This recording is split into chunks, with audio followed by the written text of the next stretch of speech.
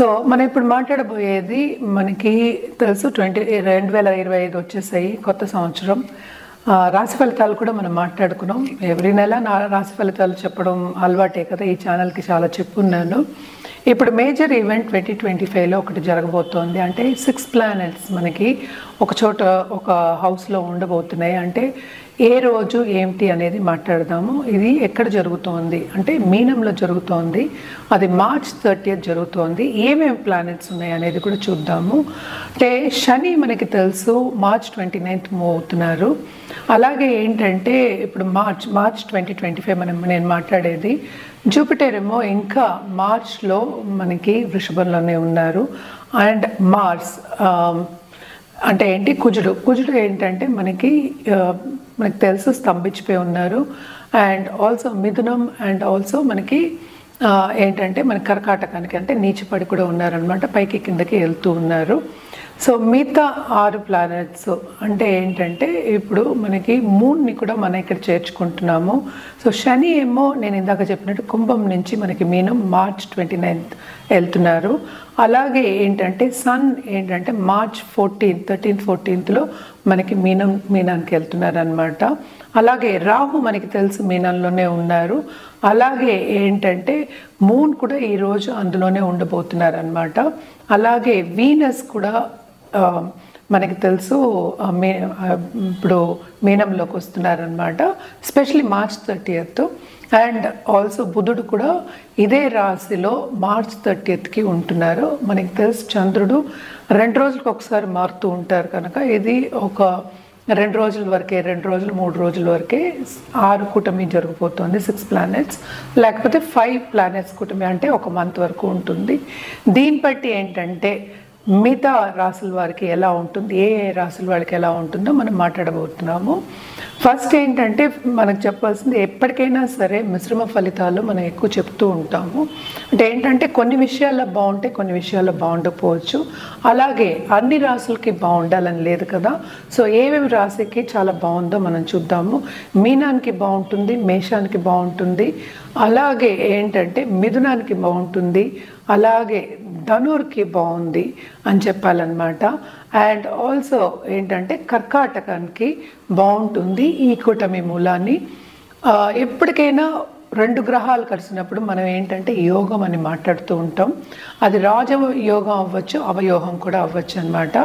So ఎవరికి ఏ రాశి వాళ్ళకి రాజయోగం ఉంది, ఏ రాశి వాళ్ళకి కొంచెం తక్కువ ఉంది, ఏ రాశి వాళ్ళకి మిశ్రమ ఫలితాలు ఉన్నాయి అనేది చూద్దాం. ఎప్పటికైనా సరే మనం మాట్లాడేది ఏంటి, పరిహారాలు చేసుకుంటే కొంతవరకు ఏంటంటే కొంచెం ప్రభావం అనేది తగ్గుతుంది కనుక అందరికీ చెప్పేది జనరల్గా రెమెడియల్ మెషర్స్ చేయాలంటే ఎప్పటికైనా మనం చెప్పేది శక్తికి అంటే ఏంటి అంటే మనకి పరాశక్తికి మనం పూజలు చేసుకుంటే కనుక, లేకపోతే నిత్యం పూజలు చేసుకుంటే, లేకపోతే తలుచుకుంటే కనుక కొంతవరకు మనకి నెగటివిటీ అనేది బ్యాలెన్స్ అవుతుంది, మనకి పాజిటివ్ బ్యాంక్ బ్యాలెన్స్ అనేది గ్రో అవుతుంది అనమాట. సో పాజిటివ్ బ్యాంక్ బ్యాలెన్స్ ఉంది అనుకుంటే అంటే థాట్సే కదా, మనం మంత్రాలు చేసినా మనం పూజలు చేసినా ఏదైనా మన ఏంటి సంకల్పంతోనే చేస్తూ ఉంటాం కనుక తప్పక పాజిటివిటీ పెరిగితే కనుక లైఫ్లో ఎప్పటికైనా ఏంటి పాజిటివ్ దశ అనేది కనిపిస్తుంది. అలాగే మంచి ఉన్నత వ్యక్తులతో సత్సంబంధాలు ఏర్పడి మీకు కెరియర్ కానీ లేకపోతే లైఫ్ కానీ బాగుంటుంది. ఎందుకంటే ఏదైనా సరే ఇంటర్పర్సనలే కదా. ఇప్పుడు 5 ప్లానెట్స్ 6 ప్లానెట్స్ కూడినప్పుడు అప్పుడే కదా ఒక విషయం ఒకటి జరుగుతుంది. ఒక ఏంటంటే ముందుకెళ్ళాలన్నా వెనక్కి వెళ్ళాలన్నా స్తంభించిపోవాలన్నా అప్పుడే జరుగుతుందన్నమాట. To go forward are to walk in the path అని చెప్పచ్చు. సో ఎప్పటికైనా సరే అన్ని రాసుల వారికి బాగుంటుందని చెప్పలేము, మిశ్రమ ఫలితాలని చెప్పాలి. నేను చెప్పిన ఇదే ఏంటంటే పరిహారాలు చేసుకుంటూ ఏంటంటే అన్ని రాసుల వారికి మీరు చూసుకోవచ్చు అనమాట. మీ రాశికి ఎలా ఉందో కూడా చూసుకోవచ్చు. ఎప్పటికైనా పరిహారాలు అనేది వెరీ వెరీ ఇంపార్టెంట్. అదొకటి కాకుండా మనం మాట్లాడేది ఏంటంటే ఒక టాపిక్ గురించే కనుక ఎప్పటికైనా మీరు మీ జాతకాన్ని పరిశీలించుకుంటే అంటే వ్యక్తిగత జాతకాన్ని పరిశీలించుకుంటే కనుక తప్పక రిజల్ట్స్ అనేవి డిఫరెంట్గా ఉంటాయి, రెమెడియల్ మెషర్స్ అనేవి డిఫరెంట్గా ఉంటాయి. ఏదైనా సరే మన జాతకం పట్టే మనం పుట్టిన తేదీ మనకి టైము ప్లేస్ ఆఫ్ బర్త్ అవన్నీ మార్చలేము కనుక మీ జాతకం చూసి మీకు పరిహారాలు ఇవ్వడం కానీ లేకపోతే ఏ గ్రహాలకి ఏ పరిహారం చేయాలి, ఎలా కంట్రోల్ చేయాలి, లేకపోతే ఒక జాతిరత్నం వేసుకోవాలన్నా కానీ మీ వ్యక్తిగత జాతకం చూపించుకోవడం మంచిది. ఇప్పుడు మనం మాట్లాడుకోబోయేది మనకి వృశ్చిక రాశి వాళ్ళ గురించి. వృశ్చిక రాశి వాళ్ళకి ఈ కూటమి మూలాన్ని చాలా బాగుందనే చెప్పుకోవాలి. ఎందుకంటే అన్ని 5th హౌస్లో కూటమి జరుగుతోంది, అలాగే 7th హౌస్లో జూపిటర్ చూస్తున్నారు. అండ్ ఆల్సో మనం చూసాము అంటే వీళ్ళకి మంచి యోగాలు అనేది కనిపిస్తోంది అనమాట. ఈ కూటమి మూలాన్ని బ్రహ్మాండంగా ఉంటుంది ఏ విషయంలో, కెరియర్ విషయంలో, అలాగే స్టేటస్ ఇంప్రూవ్ అయ్యే ఛాన్సెస్ ఎక్కువ కనిపిస్తున్నాయి.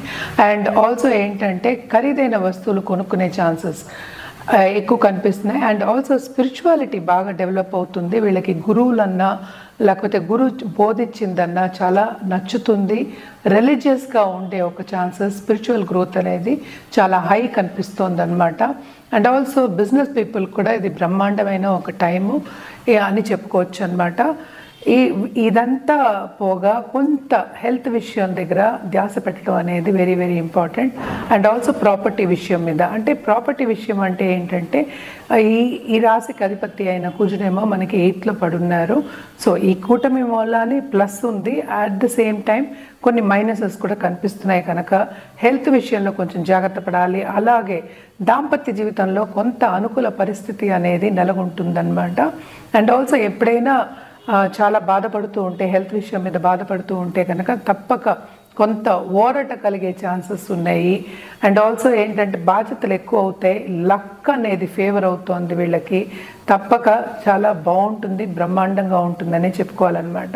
మన పరిహారాల విషయానికి వస్తే కనుక తప్పక వీళ్ళకి ఏ పరిహారం చేయాలి అంటే కనుక జూపిటర్ అంటే గురు కాళ్ళు పట్టుకోవడం వెరీ ఇంపార్టెంట్. అంటే సోమవారం మనం శివ పూజలు చేసిన, శివాలయంకి వెళ్ళి నిష్టగా పూజ చేసుకుని ఒక సంకల్పంతో పూజ చేసుకుంటే ఇంకా బాగుంటుంది. స్టేటస్ ఎలాగో వీళ్ళకి ఇంప్రూవ్ అవుతుంది. As a family also status improve అయ్యే ఛాన్సెస్ ఎక్కువ ఉన్నాయి.